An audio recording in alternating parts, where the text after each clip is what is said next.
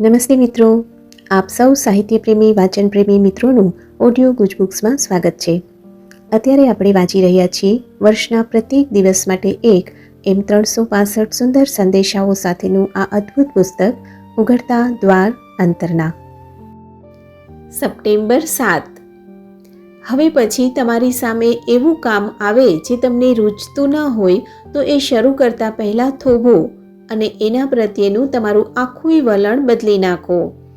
એ કામ તમે મારા માટે કરી રહ્યા છો એ રીતે એને જુઓ અને તમારો મારા માટેનો પ્રેમ જેવો હોવો જોઈએ તેવો જ હોય તો એ કામ ભલે ગમે તે હોય એને સાંગોપાંગ પૂર્ણ રીતે કરવામાં તમને ખરેખરો આનંદ અને આહલાદ અનુભવાશે.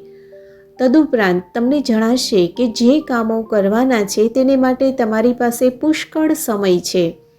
તમે કામમાં ખૂબ રોકાયેલા છો અને તમારી પાસે સહેજેય સમય નથી એવું પોતાના મનને ઠસાવવામાં વખત ન બગાડો. બસ આગળ ગતિ કરતા રહો. જે કરવાનું છે તે કરો. દોડાદોડ કે ઉતાવળની કોઈ લાગણી વિના શાંતિથી સરળતાથી જીવન પસાર થવા દો.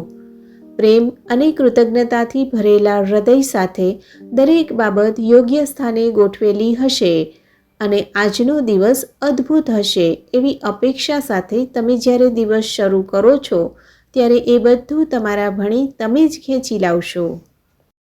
આપનો આજનો દિવસ શુભ રહે.